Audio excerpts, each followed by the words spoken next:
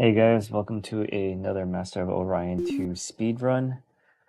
This is super impossible, as I like to call it. All negative traits, no positive traits. And I just want to mention real quick, just a little change I made to the settings. This time I'm playing with the Galaxy Age Mineral Rich, if you see right there on the top right. And yeah, I did that because I feel like I don't really care if the planets have food or not.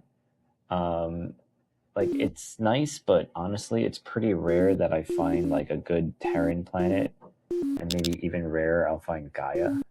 But yeah, it's pretty rare, and I think it's more important to find abundant or rich planets. So I think so. That's what I did. So I think this is where the real run starts, right here. Yep. Um, this is the real run, starting at the 54-second mark. Usually takes me a good like 2 to 3 minutes to find a good start that's viable. A lot of times, I just don't find good planets. I'm looking for at least two good planets in the expansion system, and at least one like decent planet in the home system. Just because like if it's low gravity and ultra poor, like there's no point. I just got a +5 research leader, which is always a nice little boost to research. Kind of ensures that I'll get 100 turn supercomputer and 200 turn Orion. But what I'm really hoping for is, and with every run, is to get a Mega Wealth Advisor. But unfortunately, I actually don't get any Mega Wealth Advisors leaders this run, which is, I feel like, pretty rare. It's not something to reset. It doesn't kill a run, but it does make it harder. Like, you got to do some tax shenanigans. You kind of have to be a little bit conservative with how you spend your money. So here, after I have automated factories up, I would usually be buying the colony bases at around turn 51 to 54. I'd be buying the colony bases, but because I don't have a Mega Wolf Advisor, I don't have the money to afford it. So I have to just hard build it manually. So, that does delay things by 10 turns. If I'm really wealthy, I can save another 10 turns buying out all the star bases. So, instead of like a turn 200 Orion, I can get like a turn like 175 or something if I have, enough mega wealth, or if I have like a gem planet or a gold planet. Alas, I have none of the above. No gem, no gold, no mega wealth. I just gotta do this the hard way. And so, that's what I'm doing. Another thing I'm going to talk about is starting location. So I used to think that starting in the middle of the galaxy was ideal because then I would be closer to Orion. I have to do less scouting. I don't have to build outpost ships. But I discovered over the course of the past several months is that it's like almost impossible to not get attacked when you're in the center of the map. Everyone finds you, and when you have 7 enemy AIs, like a lot of them are hostile, like it's really hard to not get attacked by one of the 7. At least one of them is gonna like hate you. A lot of times, like half of them will attack you, and your run's just dead, and it just happens all the time. So whatever time save you have from spawning in the center, like it's just impossible. I think I've only completed one run where I spawned in the center and no one attacked me. It only happened once in like, I don't know how many hundreds of runs I've done. So another bad thing about spawning in the center is that like the game slows down a lot. Every turn, like the game has to calculate everything happening within your like visual, which is like where your fuel cell range is. And so all these ships are flying around through the center of the map. and like all these changes are happening, and it's really slows down the late game where every turn is like a slog.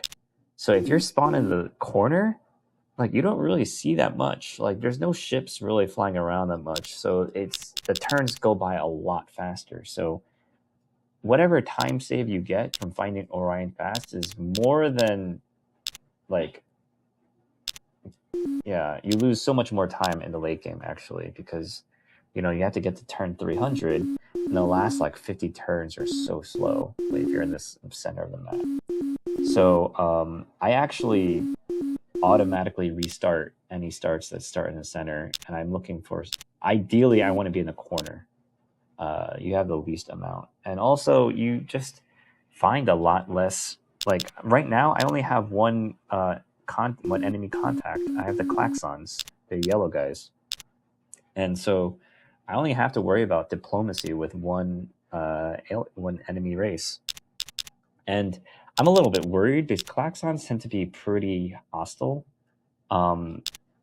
Like if you don't get a treaty going with them, like very quickly what happens is that their like friendly meter goes down very quickly, and yeah, and then they just attack you like 30 turns later, and the run's over. But luckily I was able to get a treaty with them by giving them the 10% tribute thing first, build up some friendly meter, and then I was able to get a treaty, which is like kind of lucky because a lot of times they just don't like it. They don't accept a treaty ever if they have plans to attack you, and sometimes they're just going to attack you no matter what, and you just can't get a treaty. So luckily I was able to get the non-aggression treaty going, and once I got that, I break the tribute treaty, and I'm not bleeding money anymore. My other alien race is humans, which is actually really nice. They're very easy to use diplomacy on. The problem is that sometimes they attack you anyway. Like if they get spied on and they think you're the one who spied on them, they're just gonna war deck you no matter what. They're very sensitive to being spied on, even if you never do any spying. So that's actually the reason why I only build one spy now. I only build one spy, and then I let everyone spy on me. Because if everyone's stealing my tech, that means no one's stealing anybody else's tech. So I can't get framed for spying. So that's a situation here. So I'm a little bit worried still, even though I have all these treaties with Klaxon and humans. I'm still kind of worried because Klaxon is pretty huge. Like they have like 8 or 9 systems, and I'm thinking there's a good chance that they just attack me anyway. And I'm just kind of hoping I can get to the Galactic Council, because once you trigger Galactic Council and then you start voting for someone, they almost never attack you. So if I can get to the Galactic Council in time, then yeah, I'll be safe. I can vote for the Klaxons. So here I'm trying to get alliance with one of these two races because it'll help a lot with basically finding Orion. Once you get alliance with someone, then you get all of their like kind of their systems get treated as your systems for purposes of fuel range calculation. So I have ion drive, I have Zortium armor, I have my 4 cruisers. I ask for alliance with humans. They okay if I give them automated factories. I'm like fine. And then I wait 1 turn to trigger, and I see what's going on. I see them middle of the map, and I'm like, okay, well, hopefully these are the systems that have the you know. And then I build an outpost because I realize I need a little bit extra air range to get to the center of the map. And I got the auto lab leader, which is like my first real lucky break. That's my first real lucky break, is getting that auto lab leader just now. I can't afford him. He's like 720 BC. I'm away from that, but I'm not going to worry about that now. For now, I'm going to just find Orion, which I just did, get the outpost down, and then see if I get Blackhole Generator. Because if I don't get Blackhole Generator, then nothing matters. Like the run's dead.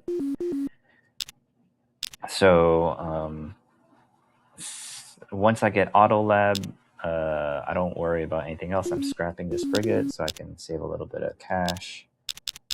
Put down my outpost, and then time for the Orion run, and I pray I get Blackhole Generator. Here's a Galactic Council. I'm so happy. I can vote for Klaxon. That means they're not going to attack me. And I'm like safe in my little corner of the universe. You know, I got Klaxon kind of surrounding me, and then a little bit of humans who I'm alliance with. It's like, and humans, they don't usually have war with anybody, so I'm not worried about that alliance war. So if I can get Blackhole Generator here, like, I feel pretty optimistic when I get to the late game, and I do get Blackhole Generator. So now next I'm thinking, okay, what can I trade? I get Dimensional Portal. That's really all I need, really. And then Planetary Gravity is nice. They ask for Biomorphic Fungi, which I didn't even know what it was. I had to look it up after the game. I'm like, what does that even do? Apparently it gives you +1 food to all your farmers, which is like such a useless tech. But, you know, whatever. So I'm looking for other techs. Really what I'm looking for is like Hollow Simulator, Heightened Intelligence. I don't really see that, so I just go for the next best thing, which are like spy techs. So I get psionics, I get telepathic, and I get also microlight construction, which is like not really useful. It just gives +1 production, which is like, normally it's nice, but I only ever have 1 worker on production. So I'm just getting like +4 total production. Anyway, I hire the Autolab leader and I get started on my Autolab production. And after this, that's all the science I need. Like, I'm gonna get to like something like 450 RP per turn. And that's all I need. So now I'm going to start producing battleships. I want at least 6. If I have a really good start, I only need 5, but I'm just going to build 6 just to be safe. So 6 for the Antaran invasion. And you'll see later that I wish I could have made more. So here I get another pretty decent leader. +30 research, plus to operations, which saves me money in the late game. And more importantly, I get the famous modifier on that leader. So as soon as I have money, I'm going to hire him. So I scrap some frigates to get some cash. I can vote for Klaxons again here so they don't attack me. And then I hire him. Even though he's 600 BCs, I think it's worth it. In the hopes that I get the Imperium. What I'm really looking for is the Imperium. So Martians, they ask for non-aggression. Fine. That's fine by me. So I'm really happy. You know, it seems like, Scraw and Silicons, they're not snowballing. In fact, if anything, they look like they're going to get destroyed. So that's nice. Antaran attacked me. Did nothing. It was just a couple of small ships. My Lochnar guy was able to clean him out, no problem. So now I got framed, and I'm like worried that Klaxons like repealed all my treaties, but wasn't. So I'm like, okay, you know, hopefully I can last another 50 turns. Silicoids attack my colony.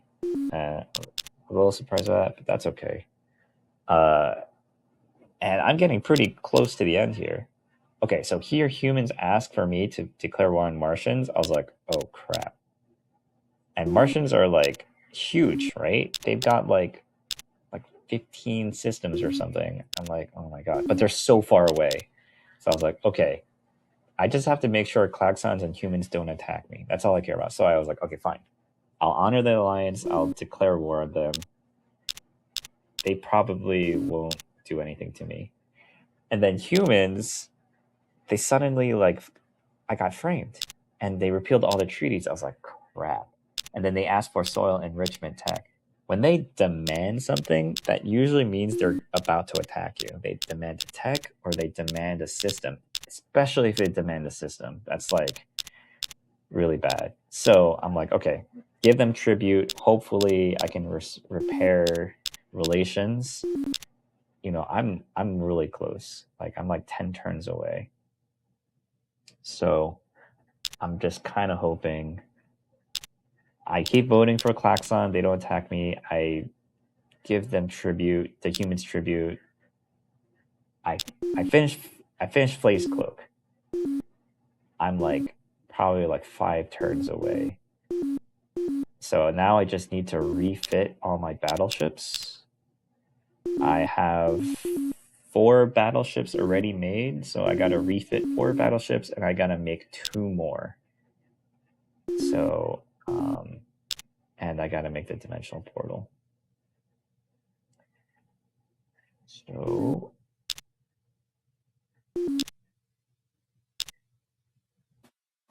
here I am refitting the ships, and I'm gonna start talking about what happens a little bit here. Martians actually attack me, to my shock. They're so far away, I thought, like, they probably don't have the tech, the fuel cell tech, to reach me. But then I didn't realize they took over one of the human colonies right there. You see Sabik is white, like half white. Now I'm in range. Now they can start attacking me. I didn't realize it at the time. I'm just trying to get through like this last like few minutes of the run. I see the ships coming and I'm like, oh. I thought my run was dead because I only have 5 battleships out. They just destroyed the colony that was producing my 6th battleship. And I was like, well, I'm already here. I have 5 battleships. I might as well just go for it. What do I have to lose, right? So I just attacked with 5 battleships, and I just pray that I just don't lose. And I'm thinking, like, there's a really good chance that this attack doesn't work because I don't have Zentronium armor. I just have regular Zortium armor. So these ships, they all have, like, 400 hit points. Like, just one shot from a death ray is going to destroy the ship. So I'm like, all right, well, let's see what happens. Luckily, that destroyer just used a spatial compressor instead of any of its beam weapons. I was like, wow, I'm so lucky. I was so shocked that I didn't even, like, do the thing where I'm supposed to, like, move my screen away to cancel the recloak animation. And I lost like 10 seconds right there. But I was like, holy crap. I just won with 5 battleships somehow. And there it is, the end.